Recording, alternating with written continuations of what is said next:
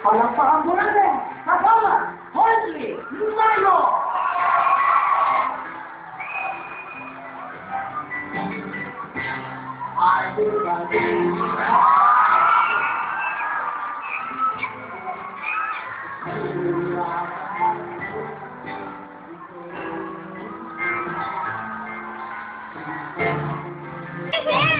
One, two, three. Happy birthday, Henry!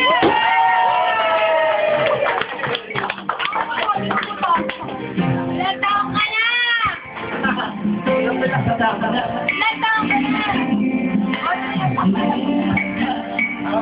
Tumistik ka na nga!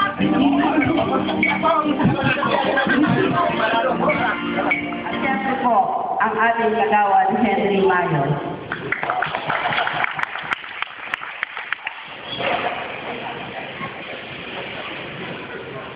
Sige, mga saan kayo. Sa inyo pong lahat, sa pong magandang hapon sa ating birthday celebration. Hindi lamang magaling sa science ang ating kagawan na ito. Magaling din sumayaw. Napanood nyo, may Christmas party ba? Si Michael Jackson. Kaya lang medyo buntik si Michael Jackson na yung sumasayaw siya.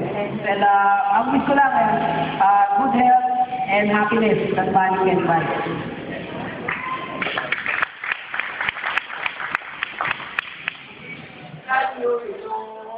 Mga kapo, hawak kamay, nagkakasika, nakapunlaran. Barangay hall at simbahan, nandyan lahat ang palaruan. Mga ang kanilan at kanyang mga kagawan, nagdaan siya at siya may dala ng kaunlaran para sa barangay. Kagawan Henry Mayo.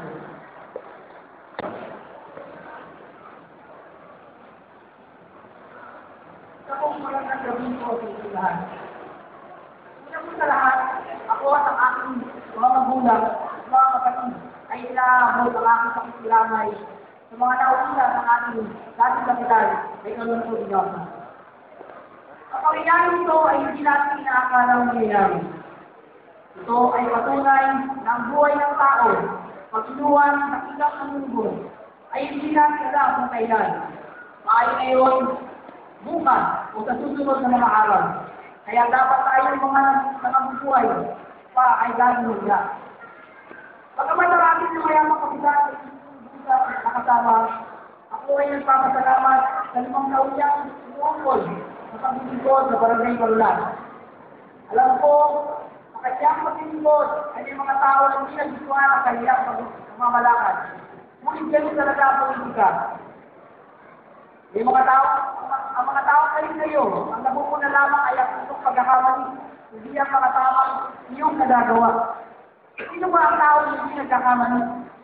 Kaya po, kung mayroon po pagkukulang na nagawa ang ating kapitan, may Tito Pinosa, ako po ay humihingi ng pagpapili.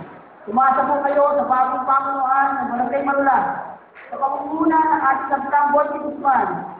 Ako, si Kagawa Henry Mayo, sa mga kasamang kagawad. Kumpunan, anumang pagkukulang na nagawa ng ating dating kapitan, mamamayan ng Barangay Malulan.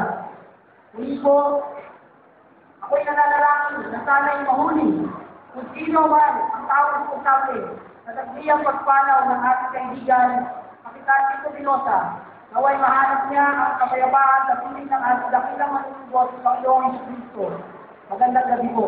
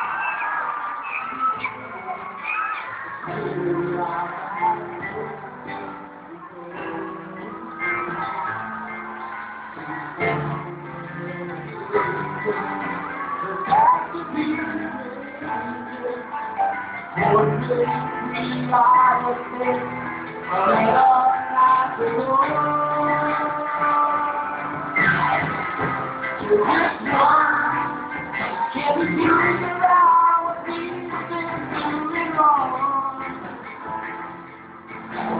Why do you like when the lights go on?